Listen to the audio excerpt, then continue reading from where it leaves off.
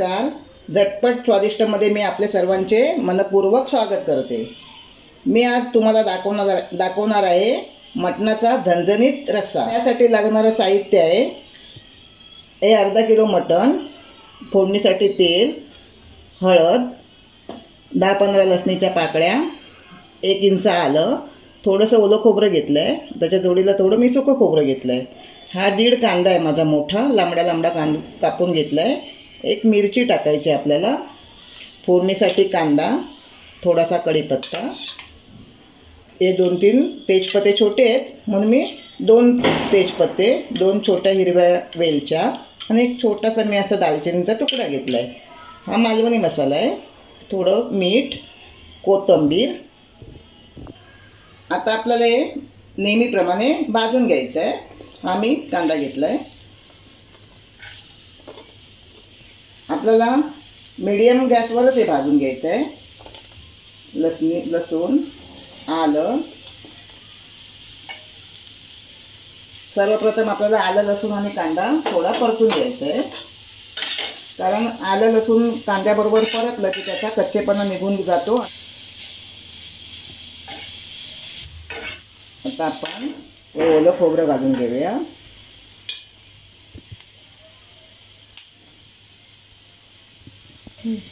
ओलं खोबरंही आपल्याला हे 2-3 मिनटं व्यवस्थित भाजून घ्यायचं आहे.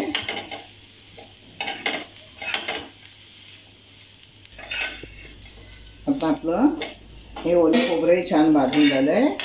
त्याच्यामध्ये आपण हे थोडं सुकं खोबरं घालूया. सुकं खोबऱ्याने काय होतं, थोडीशी चव छान होते, अगदी चविष्ट लागतं, म्हणून मी थोडंसं सुक्या खोबऱ्याचा वापर केला आहे.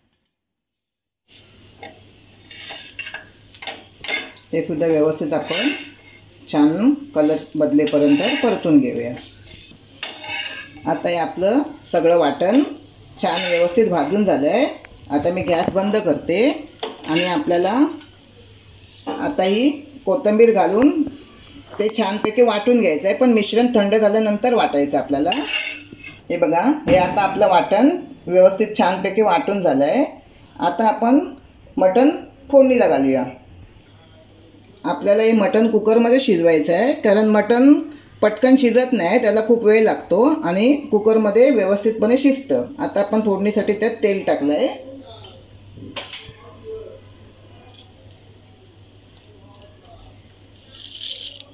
थोडा कढीपत्ता टाकूया. मी 1 मिरची घेतली होती, त्याचे तुकडे करून टाकते मी. दिसायला खूप छान दिसतात, असे मोठे मोठे तुकडेच करून टाकायचे.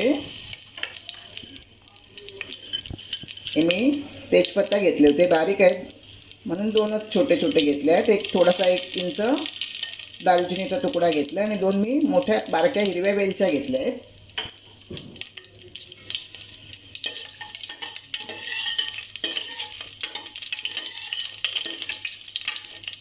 थोडं परतून घेऊया आणि आता आपण फोडणीला बारीक चिरलेला कांदा टाकूया.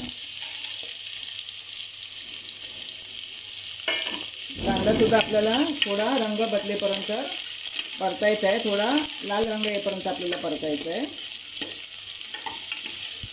आपला कांदा छान लाल झाला आहे. आपण हा मालवणी मसाला आहे, थोडा आपण मालवणी मसाला टाकूया. मी 3 चमचे मालवणी मसाला टाकते. आपल्याला गॅस बारीकच ठेवायचा आहे.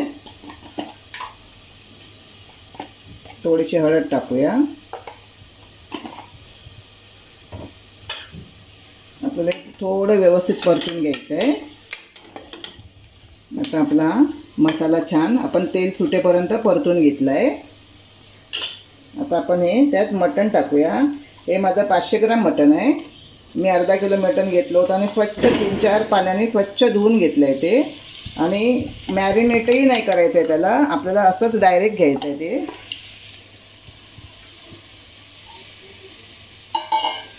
हे आपण व्यवस्थित असं 5 मिनटं आपल्याला व्यवस्थित हे परतून घ्यायचं आहे. आपण हे मटण भाकरीसोबत, चपातीसोबत, भातासोबत, ब्रेडसोबत सगळं व्यवस्थितपणे आपण हे छानपैकी खाऊ शकतो.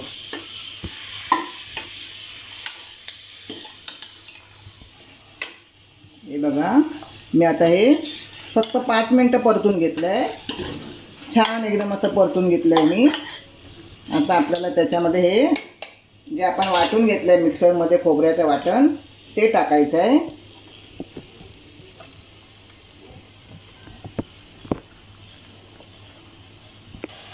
आता आपण हे व्यवस्थित परतून घेऊया.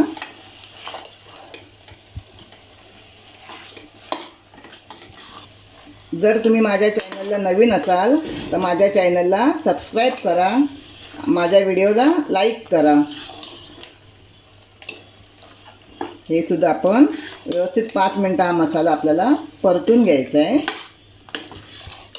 अगदी खूप छान टेस्टी होते हो हे मटण रस्सा. आता मी हे आपल्या मिक्सर व्यवस्थित धुवून घेऊन त्याचं मी पाणी टाकते.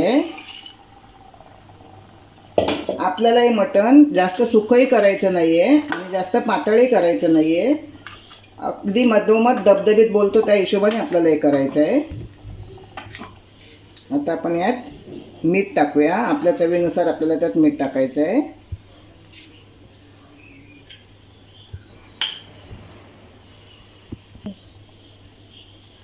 आता हे थोडं अजून आपण, कारण हे थोडं घट्ट आहे म्हणून मी थोडं अजून पाणी टाकते, 1-1.5 ग्लास. तर हे मी गरम पाणी घेतलं आहे, कारण मटण शिजवताना नेहमी गरम पाण्याचाच वापर करायचा, म्हणजे चव आपल्याला नेहमीपेक्षा अति सुंदर चव लागते, म्हणून नेहमी गरम पाण्याचाच वापर करायचा. आता आपल्याला या मटणाला गॅसवरच एक उकळी येईपर्यंत आपण ठेवायचं आहे. हे बघा, आता आपल्या मटणाला छान उकळी आली आहे. आता आपण याला झाकण लावून घेऊया कुकरला आणि आपल्याला 5 शिट्या द्यायच्या आहेत. 5 शिट्या दिल्यानंतर आपण पूर्ण कुकर थंड झाल्यानंतरच उघडायचं आहे. तर 5 शिट्या होईपर्यंत आपण वाट बघूया. आपल्या 5 शिट्या झाल्या आहेत आणि बघा कसा छान कलर आला आहे. पण नुसत्या रंगावर जाऊ नका, कलरवर जाऊ नका, चवही त्यापेक्षा सुंदर आहे. आणि नक्की तुम्ही एकदा करून बघा. सुटलं ना तोंडाला पाणी.